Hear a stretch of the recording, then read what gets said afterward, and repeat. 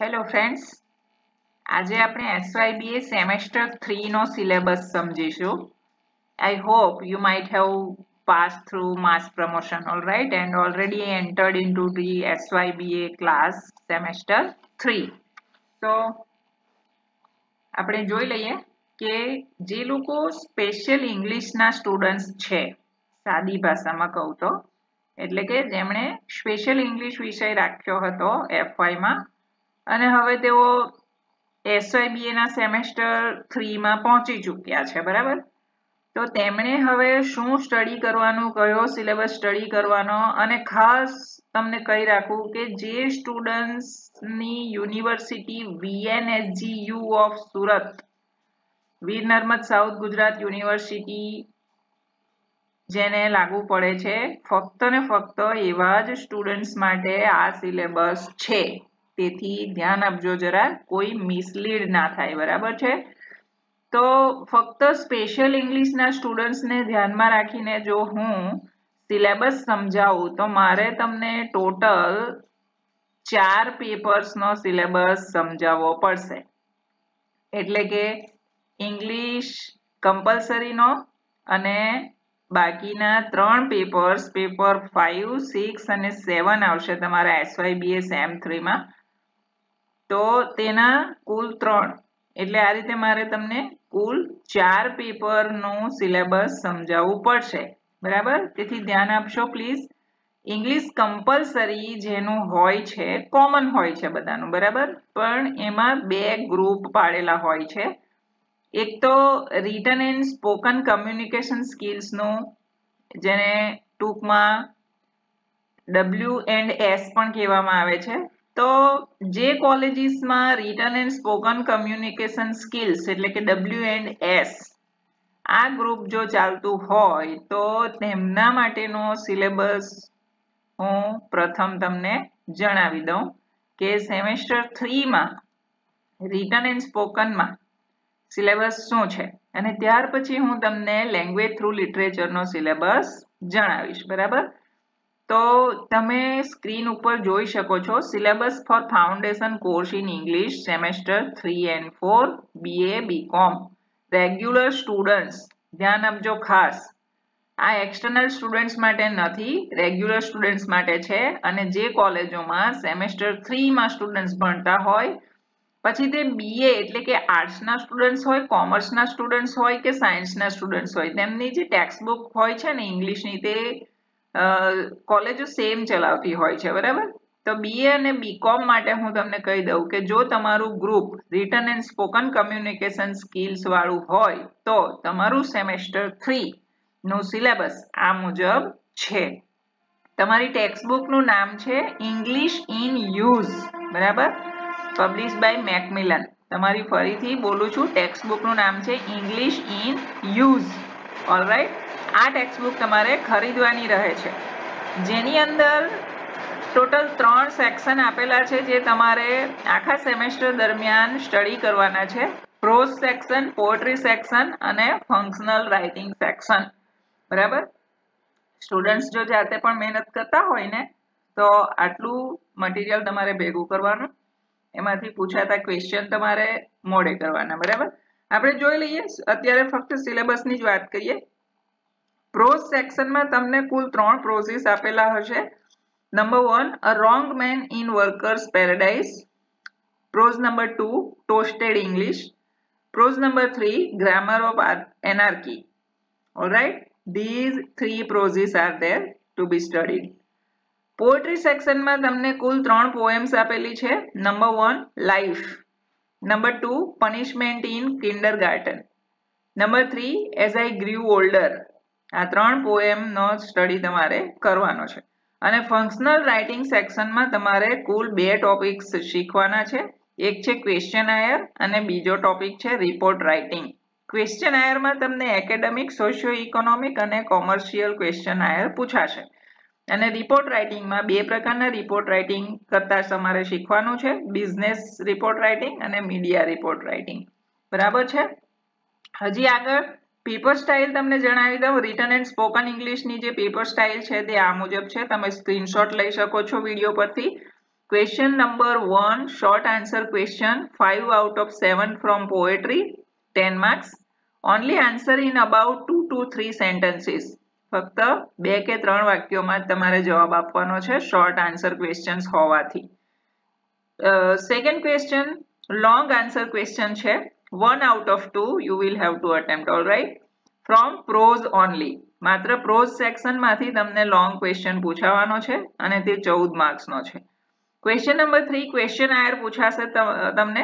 questionnaire નો Gujarati meaning થાય છે પ્રશ્નાવલી. પ્રશ્નાવલી તૈયાર કરવાની હોય છે અને એમાં બ્રેકેટમાં લખ્યું છે MCQ, at least 10 questions.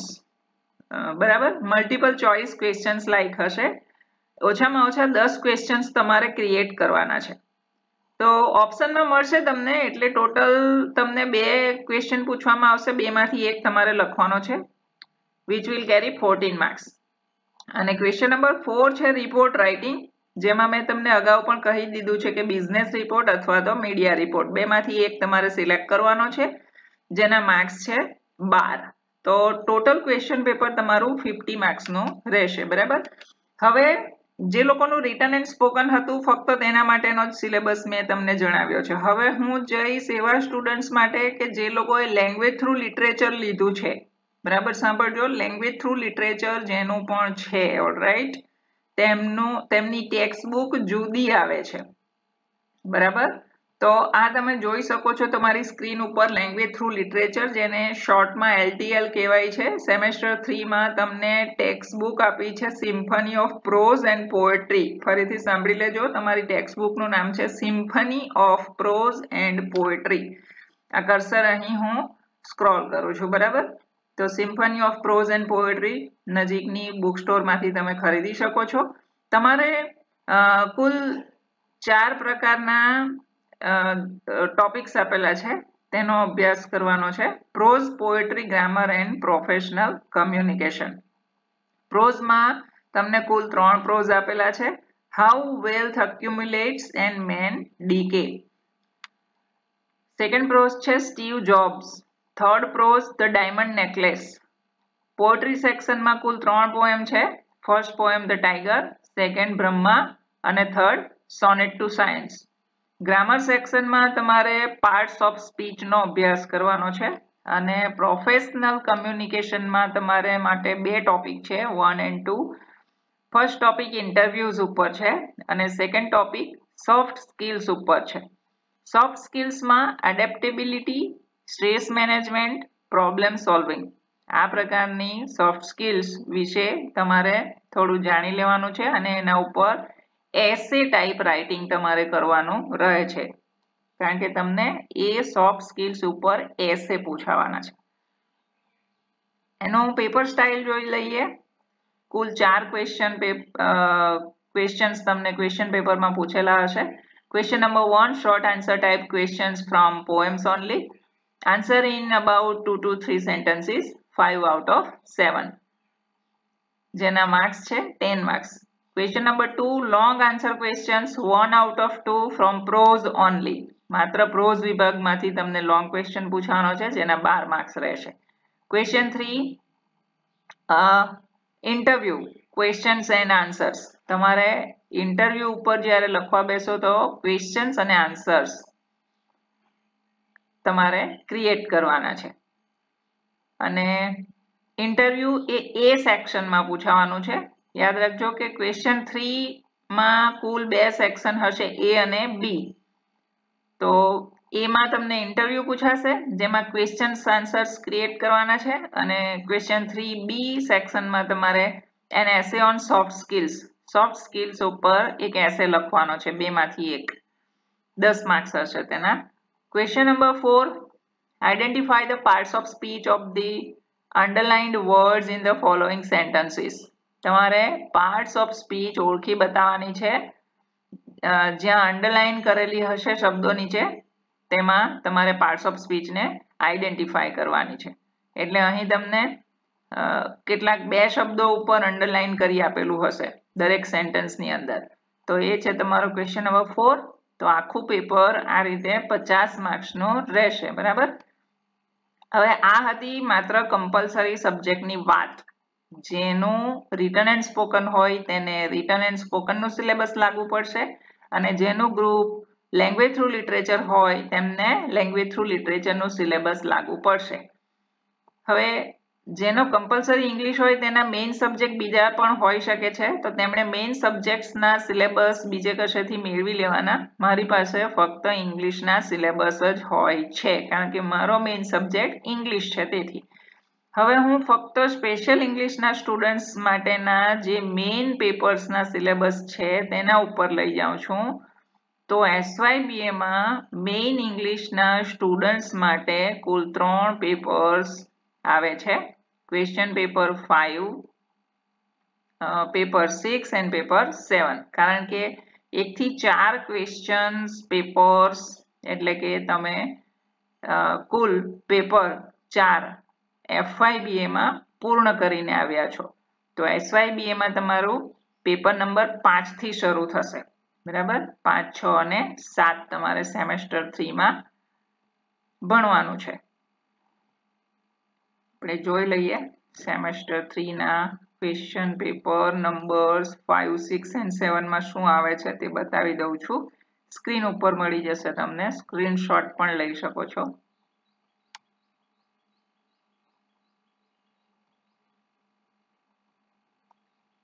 આ છે તમારું syllabus at a glance semester 3.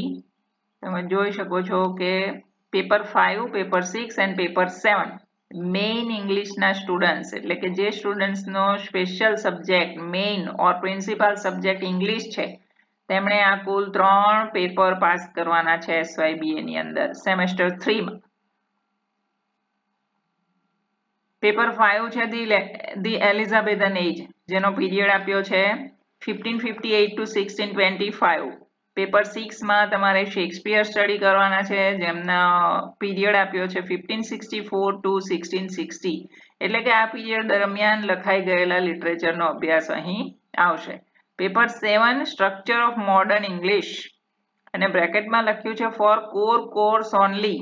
That means કે જે લોકોનું મેઇન ઇંગ્લિશ છે માત્ર એવા જ સ્ટુડન્ટ્સે પેપર 7 ઇંગ્લિશનું આ પાસ કરવાનું રહે છે, જ્યારે જેનું સબસિડિયરી ઇંગ્લિશ હોય તેમણે માત્ર પેપર 5 અને 6 ના પેપર આપવાના છે. જેમનું સબસિડિયરી ઇંગ્લિશ હોય એટલે કે ગૌણ ઇંગ્લિશ હોય તેમણે પેપર 7 ઇંગ્લિશનું નથી આપવાનું, બલકે તેમનું પેપર 7 તેમનો જે મેઇન સબ્જેક્ટ હશે તેમાં રહેશે. ઇંગ્લિશનું પેપર 7 તેમણે આપવાનું નથી હોતું. ફરીથી બોલું છું, જેમનો સબસિડરી ઇંગ્લિશ હોય અને મેઇન સબ્જેક્ટ કોઈ બીજો હોય તો તેમનું પેપર 7 મેઇન સબ્જેક્ટ જે હશે તેમાંથી જ આવશે. ઓકે, તો ઇંગ્લિશનું પેપર 7 સબસિડરી સબ્જેક્ટ વાળાએ આપવાનું નથી. ફક્ત ને ફક્ત મેઇન ઇંગ્લિશના સ્ટુડન્ટ્સ જે હોય તેમણે જ આ પેપર પાસ કરવાનું રહે છે. આપણે એને ડિટેલ્સમાં સ્ટડી કરી લઈએ. SYBA sem 3 English core course and elective એટલે કે સબસિડરી અને મેઇન કોર્સ જેનો હોય છે ઇંગ્લિશ એઝ અ સબ્જેક્ટ તેમણે અહીંથી જોવાનું છે. બરાબર, યુનિટ A માં આપ્યું છે ટોપિક્સ ફોર સેલ્ફ સ્ટડી. સ્ટુડન્ટ્સે આપેલા આ ટોપિક્સ ઉપર ધ્યાનથી અભ્યાસ કરવાનો છે. ABCDE ટોપિક્સ આપેલા છે. જેમ કે હું વાંચી જાઉં છું ઝડપથી. સેલિયન્ટ ફીચર્સ ઓફ ધી એલિઝાબેથન એજ. સ્ટુડન્ટ્સે સમજવાનું છે કે જે એલિઝાબેથન એજ હતી તેના મુખ્ય લક્ષણો કયા હતા. રિનેસા કોને કહેવાય, રિનેસા વિશે બરાબર સમજવું આ પહેલો ટોપિક છે જે તમારે જાતે અભ્યાસ કરવાનો છે. બી, ધી એલિઝાબેથન લિરિક્સ એન્ડ સોનેટ્સ. એલિઝાબેથન પીરિયડ સમયે જે લિરિક્સ લખાઈ ગયા એટલે કે કાવ્યના પ્રકારો છે લિરિક્સ અને સોનેટ્સ. ઉર્મી કાવ્ય, ઉર્મી ગીતો જેને કહીએ ને તે બધું લિરિક્સમાં આવે. બરાબર, તો એનો અભ્યાસ પણ તમારે જાતે કરવાનો છે. The university wits and their contribution. કેટલાક આદર્શ કવિઓ લેખકો છે જેમને યુનિવર્સિટી વીટ્સ તરીકે ઓળખવામાં આવે છે, તેમના વિશે માહિતી તમારે મેળવવાની છે અને તેમણે લિટરેચરમાં શું કન્ટ્રીબ્યુશન આપ્યું, પ્રદાન શું કર્યું તે વિશે પણ તમારે જાતે અભ્યાસ કરવાનો છે. D, the post Shakespearean playwrights એટલે કે શેક્સપિયરના થઈ ગયા બાદ જે નાટ્યકારો આવ્યા તેમના વિશે પણ માહિતી તમારે પ્રાપ્ત કરવાની છે. અને ત્યાર પછી એલિઝાબેથન પ્રોઝ વિશે પણ તમારે જાણવાનું છે. તો યુનિટ એ માં તમને આટલું સેલ્ફ સ્ટડી કરવા માટે આપ્યું છે. બરાબર. યુનિટ બી આપણે જોઈ લઈએ. The major authors of the age. આપણે જે એજની વાત કરી રહ્યા છે પેપર 5 માં પીરિયડ આપેલો છે ઉપર ટાઇટલમાં તમે જોઈ શકો છો 1558 to 1625 જેને એલિઝાબેથન એરા કહેવામાં આવે છે, એલિઝાબેથન એજ કહેવામાં આવે છે. તો તે જે એજ છે તેમાં મેજર ઓથર્સ કયા થઈ ગયા અને તેમના ઇમ્પોર્ટન્ટ વર્ક્સ કયા હતા તે અહીં તમને મોઢે કરવા આપ્યા છે. જેમ કે એડમંડ સ્પેન્સરે ધ ફેરી ક્વીન લખી હતી, ફિલિપ સિડનીએ આર્કેડિયા લખ્યું હતું. આવી રીતે તમારે આ જે કોષ્ટક ટાઈપ રાઇટિંગ આપ્યું છે એ મોઢે કરી લેવાનું છે, જે તમને નીચે ક્વેશ્ચન 1 માં પૂછાવાનું છે. ક્વેશ્ચન 1 એ અને બી આખો આના ઉપર જ છે, જેના બેઠા માર્ક્સ તમારાથી મેળવી શકાય. એટલે તમારે શરૂઆતથી જ મોઢે કરી દેવાનું છે. બરાબર. એના માટે રેફરન્સ બુક્સ આપી છે. રેફરન્સ બુક્સ મોટે ભાગે લાઇબ્રેરીમાં તમને મળે, બુક સ્ટોરમાં ભાગ્યે જ મળે. તો એ રેફરન્સ બુક્સના નામ અહીં આપ્યા છે. હું કર્સર તમને બતાવું છું. નંબર 1 અને 2. ટાઇટલ સરખું છે, હિસ્ટ્રી ઓફ ઇંગ્લિશ લિટરેચર, પણ રાઇટર જુદા છે. ચૌધરી એન્ડ ગોસ્વામીની ઓરિએન્ટ બ્લેક સ્વાન દ્વારા પબ્લિશ થયેલી એક બુક છે અને બીજી બુક છે એડવર્ડ એલ્બર્ટ દ્વારા તૈયાર થયેલી, તેનું નામ પણ એ જ છે, હિસ્ટ્રી ઓફ ઇંગ્લિશ લિટરેચર. તો આ રેફરન્સ બુક્સ તમને મળે કે ના મળે આઈ ડોન્ટ નો, પણ લાઇબ્રેરીમાં શોધવાની કોશિશ કરવાની, જેમાંથી તમને ઉપરની બાબતો મળી રહેશે. આ તમને કહેવામાં આવ્યું ને કે અમુક વસ્તુ સેલ્ફ સ્ટડી માટે છે, તો એ જે 2 રેફરન્સ બુક્સ છે એમાંથી તમને આ સેલ્ફ સ્ટડીના ટોપિક્સ જાણવા વાંચવા મળી રહેશે, જેમાંથી તમે કંઈક શીખી શકો છો, સમજી શકો છો. વધુ ને વધુ રીડિંગ સ્ટુડન્ટ્સે કરવું જોઈએ. હવે યુનિટ સી ઉપર આવીએ આપણે. એમાં ટેક્સ આપી છે ટોટલ 2, નંબર 1 અને 2. પહેલી ટેક્સનું નામ છે ધ વિંગ્ડ વર્ડ. બરાબર. ડેવિડ ગ્રીન એના એડિટર છે, મેકમિલન પબ્લિશર છે. તો ધ વિંગ્ડ વર્ડમાંથી તમારે A to G લિરિક્સ અને સોનેટ સ્ટડી કરવાના છે. કોલેજમાં આ સ્ટડી કરાવવામાં આવશે, એટલે તમારે બુક સ્ટોરમાંથી આ બુક ખરીદી લેવાની, ધ વિંગ્ડ વર્ડ. બરાબર. નીચે લિરિક્સ અને સોનેટ્સ આપેલા છે. થોમસ યોટે લખેલું આઈ ફાઇન્ડ નો પીસ નામનું તમારે સોનેટ સ્ટડી કરવાનું છે. અલોફ સુરે નું my friend the things that do attain. Sir Philip સિડનીનું from Astrophel and Stella the nightingale. Edmund સ્પેન્સરનું from the Amoretti sonnet number 75 study કરવાનું છે. સેમ્યુઅલ ડેનિયલનું ફ્રોમ ડિલિયા. માઇકલ ડ્રેટનનું સિન્સ ધેર્સ નો હેલ્પ અને Ben જોન્સનનું song to Celia. આટલી poems તમારે ધ વિંગ્ડ વર્ડમાંથી સ્ટડી કરવાની છે. બીજી ટેક્સનું નામ છે, જે પણ તમને બુક સ્ટોરમાંથી મળી રહેશે, ધ ડચેસ ઓફ માલ્ફી. તમને કહી દઉં કે આ બધી જ બાબતોના વિડીયોઝ મારી ચેનલ ઉપર ઓલરેડી ઉપલબ્ધ છે. તો મારી ચેનલ ઉપર તમારે સર્ચ કરી લેવાના, વિડીયોના ટાઇટલ બરાબર વાંચવાના, તો તમને ત્યાંથી પણ મળી રહેશે. બરાબર. અત્યારે આપણે ફક્ત સિલેબસની વાત કરીએ છીએ. ધ ડચેસ ઓફ માલ્ફી નામની બુક તમારે ખરીદવાની છે. જોન વેબસ્ટરે તે લખેલી છે. અને છેલ્લે પેપર 5ની આપણે સિલેબસ પેપર સ્ટાઇલ જોઈ લઈએ. બરાબર. આ હતું તમારું પેપર 5, એની પેપર સ્ટાઇલ જરાક જોઈ લઈએ. લાસ્ટમાં મૂકી છે. કુલ 4 ક્વેશ્ચન્સ તો તમને બધામાં પૂછવાના છે. Question 1 A, write the names of the writers of the following works. મેં તમને કહ્યું ને કે ઉપર જે કોલમ આપ્યું છે, આ યુનિટ બી માં આ જે લખ્યું છે આ તમારે મોઢે જ કરી નાખવાનું, તો તમારા બેઠા માર્ક્સ ક્વેશ્ચન 1 એ બી માં આવી શકે તેમ છે. બરાબર.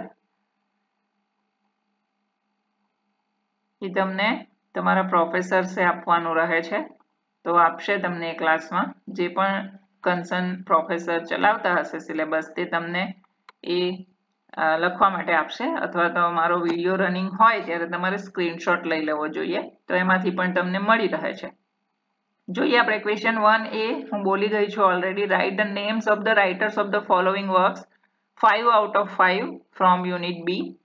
Question 1B match the names of the writers under column A with their works under column B.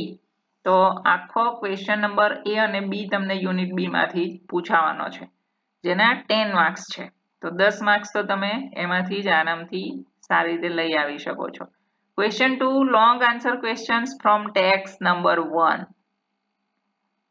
The winged word text number 1 છે તમારી તેમાંથી તમને એક long answer question પૂછાવાનો છે અને તે પણ યુનિટ C માંથી પૂછાવાનો છે બરાબર એટલે ધ્યાન રાખવાનું યુનિટ A કયું છે યુનિટ B કયું છે અને યુનિટ C કયું છે યુનિટ C છે આ એમાં પોએમ્સ આપેલી છે A to G એમાંથી તમને લોંગ ક્વેશ્ચન પૂછાવાનો છે એપ્રિસિએશન કે એનાલિસિસ કે એવું કંઈ પણ પૂછાય એના માર્ક્સ પણ 13 છે ક્વેશ્ચન 3 પણ long answer questions from text 2 છે ટેક્સ્ટ 2 જે તમારી છે ધ ડચેસ ઓફ માલ્ફી એમાંથી તમને પૂછવાનો છે એક લોંગ ક્વેશ્ચન 1 out of 2 જેના માર્ક્સ છે 13 ક્વેશ્ચન 4A ક્વેશ્ચન 4 માં A અને B સેક્શન છે 4A માં 2 short notes from text 1 the winged word એમાંથી 7 માર્ક્સ ની શોર્ટ નોટ એક લખવાની છે તમારે ક્વેશ્ચન 4B માં પણ શોર્ટ નોટ્સ છે ફક્ત ટેક્સ્ટ નંબર બદલાઈ જાય છે ટેક્સ્ટ 2 માંથી પૂછાશે અહીં જેના પણ 7 માર્ક્સ છે બે માંથી એક લખવાની છે અને 14 માર્ક્સ છે તો આ રીતે 50 માર્ક્સ નું પેપર એ પણ રહેશે હવે પેપર નંબર 6 જોઈ લઈએ શેક્સપિયર ઉપર છે પીરિયડ છે 1564 to 1616 યુનિટ A માં ટોપિક્સ ફોર સેલ્ફ સ્ટડી એટલે કે જે રેફરન્સ બુક્સ તમને લાઇબ્રેરીમાંથી મળે છે તેમાંથી જાતે જાતે તમારે આવા ટોપિક સ્ટડી કરવાના છે જેમ કે Shakespeare's genius Shakespeare's comedy Shakespeare's tragedy Shakespeare's history plays Shakespeare's sonnets Shakespeare's universality આ બધા ટોપિક્સ તમારે જાતે અભ્યાસ કરવાના રહે છે યુનિટ B માં તમને important characters of Shakespeare and where they appear આપેલા છે જે પણ તમને ક્વેશ્ચન નંબર 1 માં પૂછાશે જ એટલે આ સ્ક્રીનશોટ તમે લઈ શકો છો મોડે કરી નાખવાના કે હેમ્લેટમાં હેમ્લેટ નામનું કેરેક્ટર છે ઇયાગો નામનું કેરેક્ટર ઓથેલોમાં છે કિંગ હેનરી નામનો કેરેક્ટર હેનરી 5 નામના પ્લેમાં છે આવી રીતે મોડે કરવાનું છે તો એ તમને નીચે પેપર સ્ટાઇલમાં ખબર પડશે કે ક્વેશ્ચન નંબર 1 માં એ પૂછાય છે શેક્સપિયર્સ ફેમસ ફિમેલ કેરેક્ટર્સ નીચે લેડીઝના કેરેક્ટર્સ આપેલા છે જેમ કે રોઝેલિન નામનું ફિમેલ કેરેક્ટર તમને એઝ યુ લાઇક ઇટ માંથી મળી આવે છે ક્લિયોપેટ્રા નામનું લેડી કેરેક્ટર તમને એન્ટોનિયન ક્લિયોપેટ્રામાંથી મળી આવે છે આ રીતે મોડે કરવાનું છે બરાબર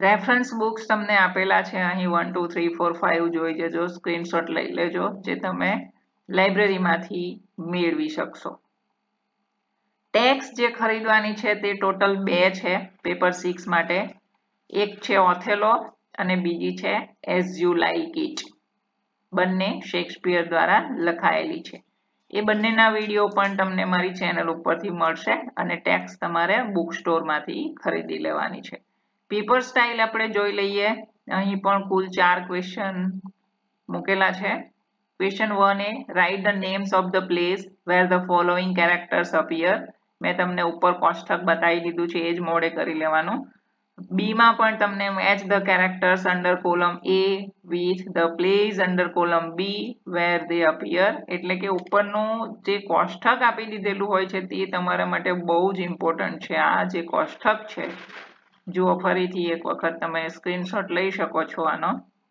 આ મોડે કરી નાખવું બહુ જરૂરી છે કારણ કે એના બેઠા માર્ક્સ તમને મળી શકે છે બરાબર એના ટોટલ માર્ક્સ 10 હોય છે બરાબર question number 2 long answer questions from text 1 ઓથેલોમાંથી તમને અહીં લોંગ ક્વેશ્ચન પૂછવાનો છે જેના 13 માર્ક્સ છે question number 3 long answer questions from text 2 as you like it નામની ટેક્સ્ટમાંથી તમને એક લોંગ ક્વેશ્ચન નંબર 3 માં પૂછાશે.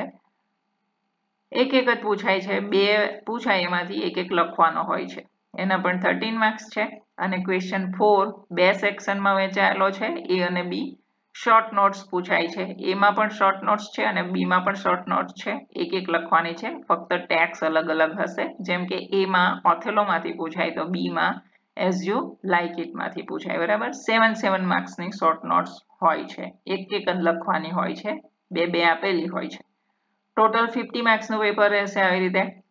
અને લાસ્ટમાં જઈએ તો paper 7 the structure of modern English advanced level grammar. એમાં યુનિટ એ માં ટેક્સ આપી છે આપણને. પહેલા તો ટેક્સ્ટ બુકનું નામ છે a course in English grammar, written by R.N. Bakshi. આ ટેક્સ્ટ બુક તમારે ખરીદવાની છે ખાસ, કારણ કે એમાંથી ઘણું પૂછાય છે.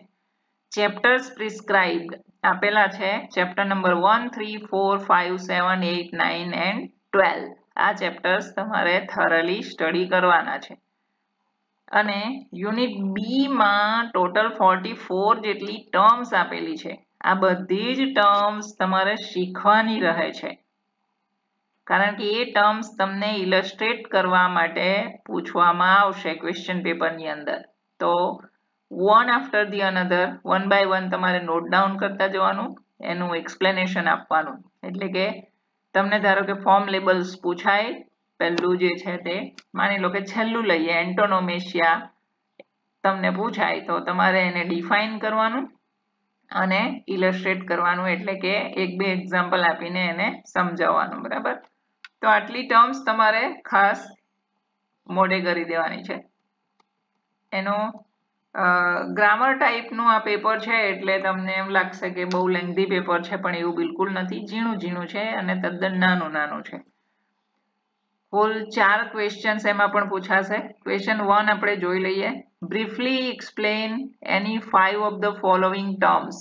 ઉપર જે ટર્મ્સ મેં તમને બતાવી, ટોટલ 44 જેટલી છે એમ કહ્યું, તેને તમારે ટૂંકમાં સમજાવવાની છે. કોઈ પણ 5, 8 મૂકેલી હશે, કોઈ પણ 5 સમજાવવાની છે. એટલે કે ડિફાઇન કરવાની, અર્થાત એની વ્યાખ્યા કરવાની, અને મેક્સિમમ 5 એક્ઝામ્પલ્સ, મિનિમમ 3 એક્ઝામ્પલ્સ, એવી રીતે એક્ઝામ્પલ્સ આપવાના અને એને પૂરું કરવાનું. બરાબર, જે યુનિટ બી માં આપી છે, બતાવી દીધું છે મેં તમને.